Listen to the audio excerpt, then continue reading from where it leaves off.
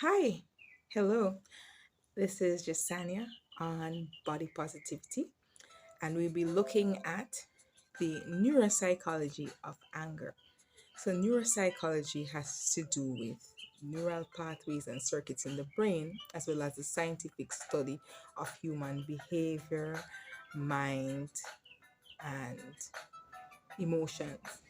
Yes, so anger is, according to the online Oxford Dictionary, a feeling of annoyance, displeasure, or hostility. So you can see that as a gradient of different levels of intensity of anger.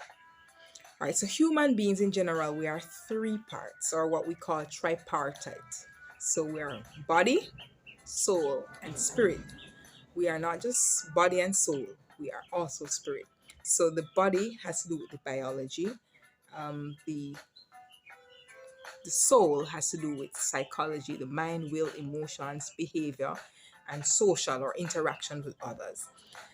And the spirit has to do with our theology or connection with God, spiritual things, or ability to respond to spiritual stimuli. And a focus on any of these to the neglect of others is erroneous. It's best to look at human beings from all three parts in order to get the best out of humanity.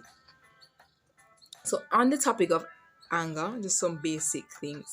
Anger usually is a response to some sort of provocation or trigger, whether internally, a thought, a mental image, a memory that's happening inside your mind, or something that's happening in the environment, something someone has done or said, or some activity, something that causes you to feel upset, kicks in your autonomous response system, your fight, flight, freeze hormones.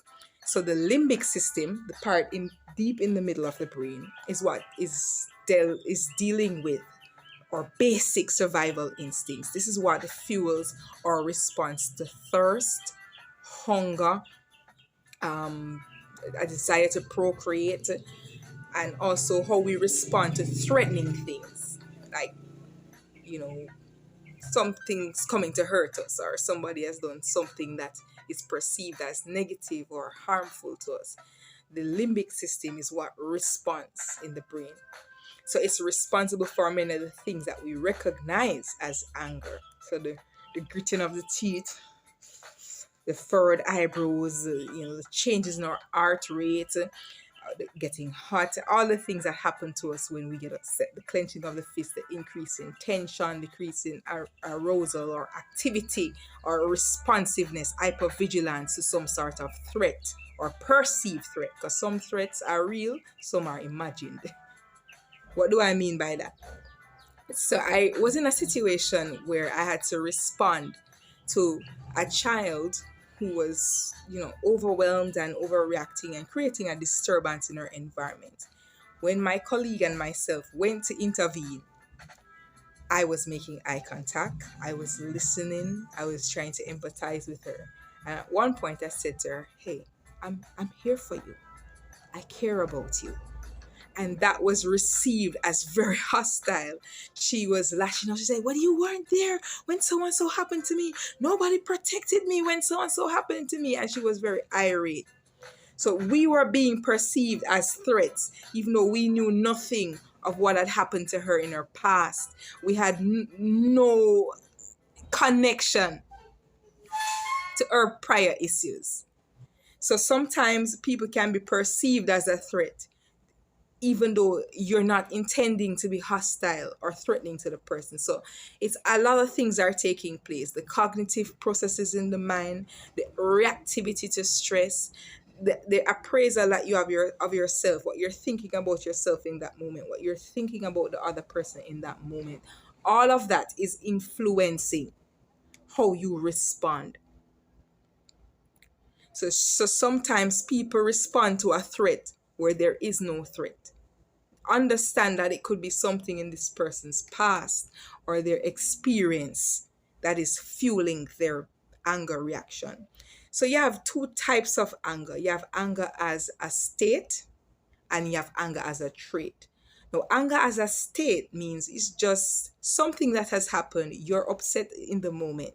You're not necessarily an aggressive person, but something is reacting or impacting on you in some way, spiritually, physically, emotionally, and you are giving an angry response. And then once you are calm, you move on and it doesn't continue to impact you. That's a state anger. Trait anger, on the other hand, is what we would say of someone who is characteristically aggressive, angry. They're provoked for simplest things. They tend to lose their cool frequently in situations where it might not even be called for. You would say that them just angry, them just ignorant in Jamaican terms, right? So there's a difference between state anger and trait anger. Now, trait anger is something that would, in many cases, warrant treatment because it's chronic, it's carrying through this person's life. They are frequently getting upset, frequently activating the flight fight response, frequently kicking in the limbic system, frequently the adrenaline, the adrenal gland is releasing cortisol, is releasing testosterone, is frequently releasing these hormones. And so over time, this person is more at risk of becoming sick, of getting cardiovascular diseases, stroke, heart disease, hypertension. They are more at risk of even getting gastrointestinal diseases if they try to suppress this anger that is frequently impacting on them. Even in other ways, we're impacted. You'll see women and you'll hear them have this very deep, hoarse voice. It's not because they shout a lot, they just get a deep voice. It's because the adrenal gland keep releasing testosterone when they're upset, repeatedly upset. And over time, it makes them more masculine, that even their voice begin to deepen and change as a result. So I'm sure most of us can think of, someone we know, probably from the inner city, not to perpetuate any stereotypes, who's very aggressive, very rough, and they have a very deep voice, and they're female. It could be that they have been angry so often and so reactive to stress over time that the hormonal changes in their body, occur. So these are some of the things we need to be aware of when we're dealing with anger. Anger is a powerful emotion. It can serve our survival and our existence, but we must learn to regulate and modulate anger so that it doesn't overpower us and cause harm to self, harm to others, or harm to property. In the Bible, we are cautioned against, just lashing out and behaving any way that we want to. In James 1 verse 9, it says we must be swift to hear, slow to speak, and slow to wrath.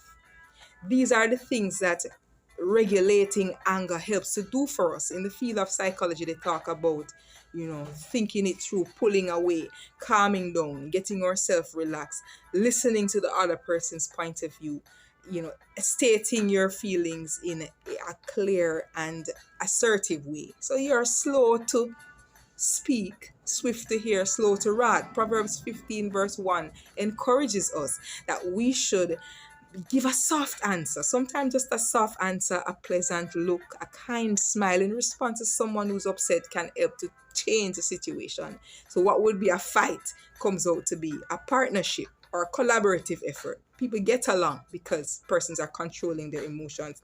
Ephesians 4 verse 26 says that let every man be slow to anger. Slow to anger, or be angry and sin not, and do not let the sun go down on your anger, nor give place to the devil. Right? So it is good for us to regulate, to control our anger. In Ecclesiastes 7 verse 9, it says that we should not be hasty in our spirit to be angry. Because